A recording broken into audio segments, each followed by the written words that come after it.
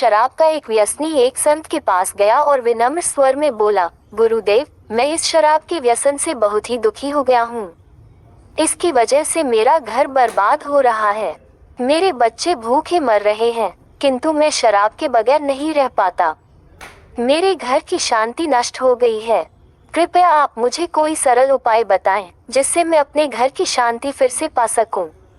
गुरुदेव ने कहा, जब इस व्यसन से तुमको इतना नुकसान होता है, तो तुम इसे छोड़ क्यों नहीं देते?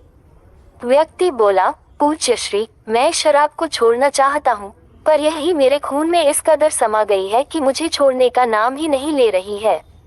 गुरुदेव ने हंसकर कहा, कल तुम फिर आना, मैं तुम्हें बता दूंगा कि शराब कैसे छोड़नी है।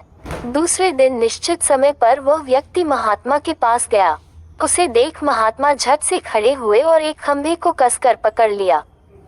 जब उस व्यक्ति ने महात्मा को इस दशा में देखा, तो कुछ समय तो वह मौन खड़ा रहा, पर जब काफी देर बाद भी महात्मा जी ने खंभे को नहीं छोड़ा, तो उससे रहा नहीं गया और पूछ बैठा कि गुरुदेव, आपने व्यर्थ इस खंभे को क्यों पकड़ रखा है?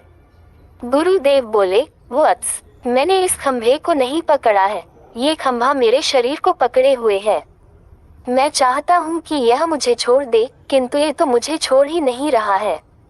उस व्यक्ति को अचंभा हुआ।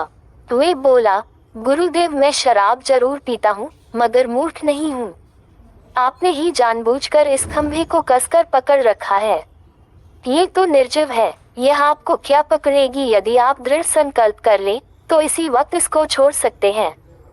गुरुदेव बोले, नादान मनुष्य, यही बात तो मैं तुम्हें समझाना चाहता हूँ कि जिस तरह मुझे खंभे ने नहीं बल्कि मैंने ही उसे पकड़ रखा था, उसी तरह इस शराब ने तुम्हें नहीं पकड़ा है, बल्कि सच तो यह है कि तुमने ही शराब को पकड़ रखा है। तुम कह रहे थे कि यह शराब मुझे नहीं छोड़ रही है, जबकि सत्य यह है कि तुम अपने मन में ये दृढ़ निश्चय कर लो कि मुझे इस व्यसन का त्याग अभी कर देना है, तो इसी वक्त तुम्हारी शराब पीने की आदत छूट जाएगी। शरीर की हर क्रिया मन के द्वारा नियंत्रित होती है और मन में जैसी इच्छा शक्ति प्रबल होती है, वैसा ही कार्य सफल होता है।